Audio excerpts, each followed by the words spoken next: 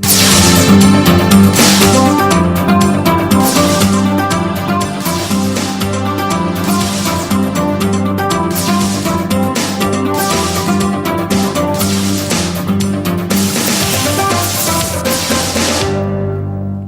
tarde, Brasil. Pela Rede Vida, o canal da família, a TV da Boa Notícia. Iniciamos os caminhos da comunidade. Estamos no Rio de Janeiro, pelos canais 34, 22 e 14. Em Goiânia, pelo canal 59. Eu quero contar para o telespectador da Rede Vida uma história que ensina a vencer a acomodação profissional. E nós estamos na quadra festiva do ano, quando é preciso reciclar, fazer uma viagem interna, ir ao fundo da alma e fazer uma análise daquilo que aconteceu no ano que se finda. O Will, o nosso personagem, um profissional bem-sucedido, com um excelente cargo em uma empresa, de repente se vê sem emprego. É neste momento que começa uma virada em sua vida. Seguindo a sugestão de um amigo, ele inicia um processo de reavaliação, percebendo quais são os seus pontos fortes e os seus pontos fracos. Compreende, então, que quando estamos em um ambiente profissional, no qual passamos a dominar determinadas fórmulas que criamos ou aprendemos, entramos na chamada zona de conforto. Quem dá este nome, zona de conforto, que retrata claramente o profissional porque se acha bem-sucedido, ele para por aí e continua levando avante as suas fórmulas, é o nosso convidado para o programa de hoje. O escritor, consultor e motivador Sérgio Mena Barreto. Sérgio Mena Barreto é diretor da Mena Barreto Associados, empresa de consultoria especializada em programas de desenvolvimento de pessoas e organizações, como maestria profissional e competências em equipe. A sua experiência profissional inclui atuação como executivo em empresas de grande porte, nas áreas de marketing, RH, operações e estratégia. Ele é presidente executivo da Associação Brasileira de Farmácias, a Abrafarma. É também integrante do Conselho Nacional de Saúde e Ministério da Saúde. O Sérgio Mena Barreto fala sobre zona de conforto e nesta época do ano em que as coisas estão na interrogação, as empresas paralisam e se perguntam o que vai acontecer daqui a alguns dias, depois da posse do Barack Obama, o próprio Mena Barreto sai da sua zona de conforto e analisa tudo ao seu redor. É isso? Boa tarde, Sérgio Mena Barreto. Isso aí. Prazer em tê-lo aqui no programa. Muito bem, o prazer é todo meu, Mizera. Mena Barreto, o que é zona de conforto? É quando o cidadão está bem sucedido, quando ele olha a conta bancária, está tudo bem, quando os colegas de trabalho o cumprimentam, esta é a zona de conforto? Nós temos duas zonas de conforto, né, e uma é muito fácil de perceber. É aquela zona de conforto da pessoa que está acomodada na vida. A gente até conhece, com certeza você, o telespectador, conhece algumas pessoas dessas, né? Você olha para a pessoa, vê, a pessoa não evoluiu, a pessoa está fazendo a mesma coisa sempre, a pessoa não quer fazer nada de novo, a pessoa está parada no tempo. Acha que está tudo bem e vamos ficar parado por aí. Exatamente. Essa é a famosa acomodação, que é um tipo de zona de conforto. A outra zona de conforto é mais perigosa. Essa aí a pessoa não se dá conta. E aí o Will, o personagem do livro que você estava falando no início, está exatamente dentro dessa zona de conforto. É uma pessoa bem-sucedida. Olha aqui. É uma pessoa que tem um certo sucesso na vida. É uma pessoa que tem uma fórmula, um jeito de tomar decisão. Então essa é uma zona de conforto. Por que uma zona de conforto quando também você tem sucesso? Porque a pessoa tende a se acomodar e a achar que aquela fórmula que desenvolveu, aquele jeitão de resolver as coisas na vida, e isso vale tanto para a vida profissional como para a vida pessoal.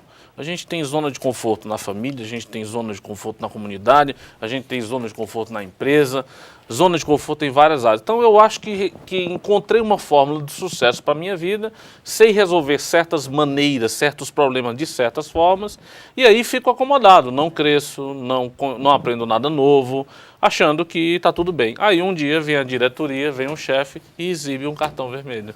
É o que aconteceu com o personagem do nosso livro. Mas o Will, no Zona de Coragem, ele termina bem, né? Ele aceita um desafio, é o que você chama de zona de coragem. Zona então, de conforto é quando as pessoas já se acomodaram, acham que o que recebe é suficiente para viver o dia a dia, isso. Não avança, não aceita novos desafios. E aquele que aceita os desafios, mas acha que a sua fórmula é a única correta. Que também é uma zona de conforto. Então, o que é que acontece com o nosso personagem? Sem contar o final da história, que é para a pessoa poder, né, ir descobrindo ao longo das páginas. O nosso personagem, então, uma vez que está demitido, ele vai ter que ir à luta.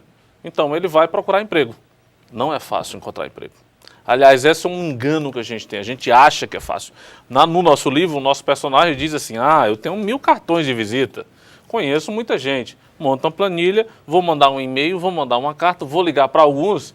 Pô, se 10% desses cartões me responderem alguma coisa, eu vou ter 100 propostas de emprego, né? E não é tão simples assim. E quantos anos tem o Will? O Will tem 45 anos. Isso aí intimida um pouco mais? Essa idade é perigosa na busca de emprego? Essa idade é perigosa se alguém está na zona de conforto. Porque quem está na zona de coragem, ou seja, quem tem vou usar até a palavra inglesa para dizer isso, porque não existe em português, um drive. O que é o drive? Existe uma outra palavra que diz assim, um modelo mental. Tem que ter cabeça boa, miséria, né? A base tem que ser boa. E isso são por todos os aspectos. A base de conteúdo, a base de motivação, a base da atitude, a base espiritual. Toda a base tem que ser boa. Se a base é boa, independe de onde eu trabalho. Entendeu? Se eu trabalhei no ramo automobilístico, se eu tenho um comércio, se eu sou um atendente de algum local, se eu sou enfermeiro, não tem problema. Se a base é boa e se eu preciso mudar de carreira, mudar de profissão e trabalhar de uma outra maneira, vai funcionar.